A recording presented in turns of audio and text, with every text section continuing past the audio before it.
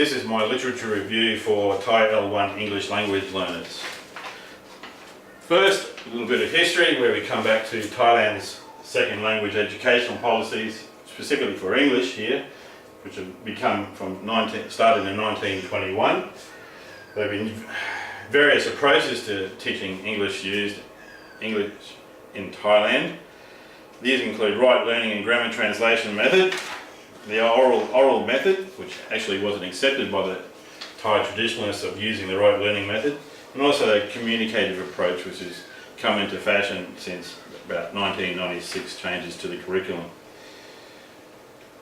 Most of the English teachers of English as a second language in Thailand happen to be Thai nationals, and they use the grammar translation method, which is not very effective, especially when, as the students do not get to hear English in the classroom. All their English languages classes that are performed by Thai teachers quite often happen to be done in Thai language, which is important because in ASEAN, which started in 1967 with the Bangkok Declaration to form, the form was signed and formed ASEAN. At the beginning, English was used as a de facto lingua franca amongst the countries in their communications. But then in ASEAN, in 2009, ASEAN Charter was signed, and Article 34 of this says that the working language of ASEAN shall be English, so they all need to communicate together in English. They have people from various areas of government, academia, university studies, business and industry, medicine and science. They all need to be able to communicate effectively in English.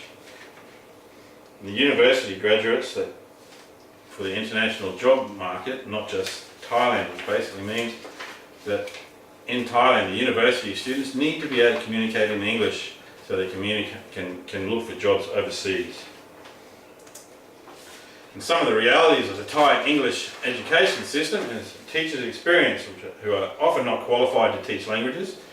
They're usually under-resourced and there can be quite large class sizes. And the students' experience, there are limited contact hours in English language classes. Predominantly the grammar translation method is used in universities, and this can result in low motivation to succeed in learning English because they're not proficient. They feel that they can't pass the subject and they don't try. Some of the problems that we have is that there's the Thai L1 interference, where native language patterns interfere with the second language. This carries over the habits of the Thai language into English, such as Thai forms and meanings and lack of tenses. There's also plural and singular nouns, for example, subject-verb agreements, and articles and prepositions. All these errors happen because of the key differences between Thai and English languages, which can include the morphology, the lexis, the syntax, and the mechanics of the language itself. There's also an intralingual interference area where errors are made not just by students of English as a second language, but by people speaking English as a first language. Difficulties can also be difficulties caused by learning a second language, which we have problems of learning strategy-based areas that are not related to the transfer of habits from the language. They're related to the incorrect form of language caused by conflicting information of the second language. Some of these examples can include false analogy, misanalysis, incomplete rule applications, redundancies, and the overgeneralization of language.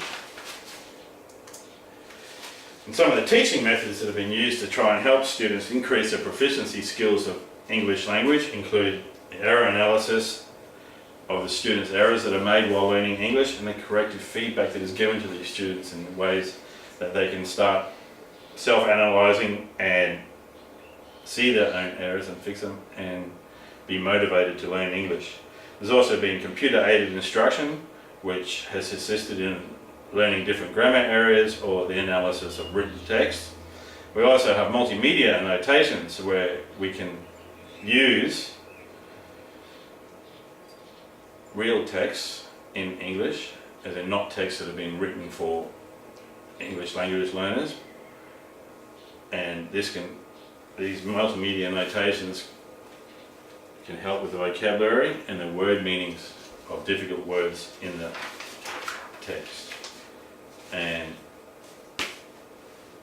that's all for the future. Basically, Thailand needs to have more people speaking English while teaching English. Thank you. And they're my references. Bye.